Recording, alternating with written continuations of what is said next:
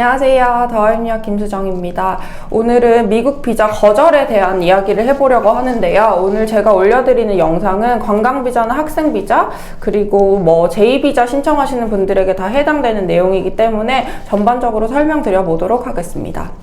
우선 미국 비자 합격 여부는 온라인으로 DS160 미국 비자 신청서를 작성하고 난 뒤에 최종적으로는 영사와의 인터뷰를 통해서 비자 여부가 결정이 되기 때문에 인터뷰가 가장 큰 영향을 미친다고 생각하시면 됩니다.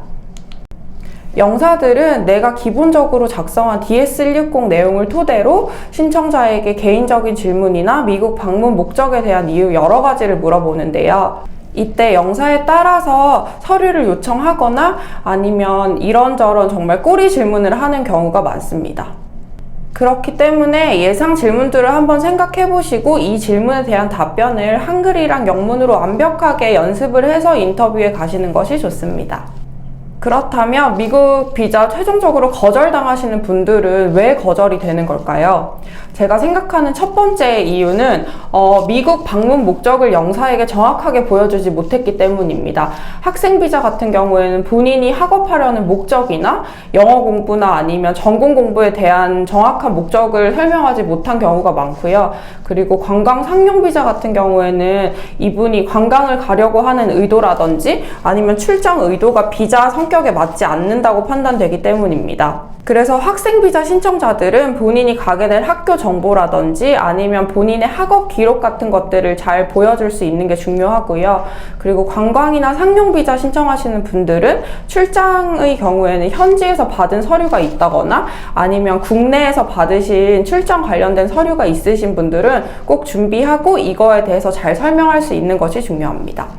그리고 이제 여행을 가시는 분들은 최근에 이제 ESTA로 신청을 하면 90일간 미국에 있을 수 있기 때문에 본인이 이스타를 신청하지 않고 관광비자를 신청하는 이유에 대해서 영사한테 정확하게 보여줄 수 있는 것이 중요하고요.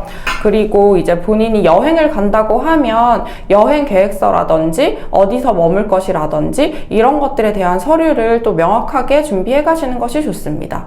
또 제가 생각하는 두 번째 이유는 한국으로 돌아올 의지가 보이지 않기 때문입니다. 이것도 학생 비자나 관광 비자, 교환 비자에 모두 해당되는 부분인데요. 이분이 미국에 정확하게 여행이라든지 가족 방문 아니면 학생으로서 간다고 하더라도 한국으로 돌아올 의지가 보이지 않는다면 영사는 비자 주기를 꺼려할 것입니다. 즉 미국 비자는 미국에서 머무는 기간 동안에 나오는 거기 때문에 이제 미국에서 학업하고 난 뒤에 계속 취업을 하겠다거나 그리고 미국 관광이 끝나고 난 뒤에 계속 영주권을 따겠다거나 이런 것들을 보여주시면은 미국 비자 발급되는데 어려움이 있을 것이기 때문에 최대한 관광이나 학업 이후에는 한국으로 돌아오신다는 계획을 정확하게 보여주시는 것이 중요합니다.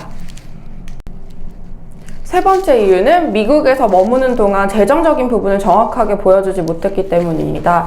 미국에서 이제 머무는 기간 동안에는 돈을 벌거나 따로 체크를 벌어서 쓰거나 이러면 안 되기 때문에 미국에서 지내는 동안에 대한 재정은 충분히 준비해서 영사한테 보여주시는 것이 좋습니다. 즉 본인이 3개월 동안 미국에서 관광을 할 예정이다 아니면 3년 동안 공부를 할 예정이다 하는 경우에는 재정 보증인의 은행잔고 증명서를 준비를 하시는 게 좋고, 그리고 재정 보증인의 소득금액 증명원이라든지 이런 재정에 대한 부분을 보여줄 수 있는 서류를 다 챙겨서 인터뷰를 가시는 것이 좋습니다.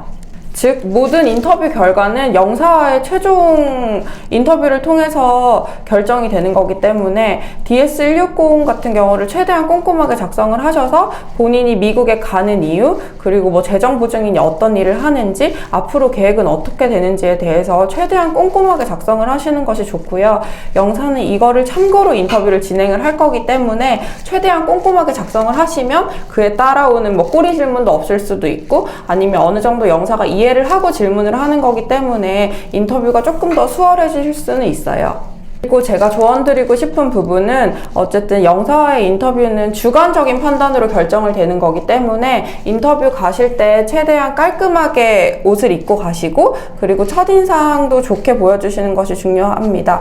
그래서 최대한 큰 소리로 자신감 있게 말씀하시고 먼저 들어갈 때 영사한테 인사도 하면서 밝은 분위기로 인터뷰를 시작하시는 것이 좋습니다. 제가 설명드린 내용을 토대로 거절당하신 분들이 재신청을 하시거나 아니면 지금 미국 비자 신청을 준비하고 계시는 분들은 내용 잘 참고하셔서 인터뷰 준비하시기 바라고요. 그리고 저희 더하입유학은 미국 비자 신청서 DS160 작성이나 인터뷰 교육 등 전반적인 부분에서 도움을 드리고 있으니까 도움이 필요하신 분들은 저희 사무실로 연락 주시면 됩니다. 감사합니다.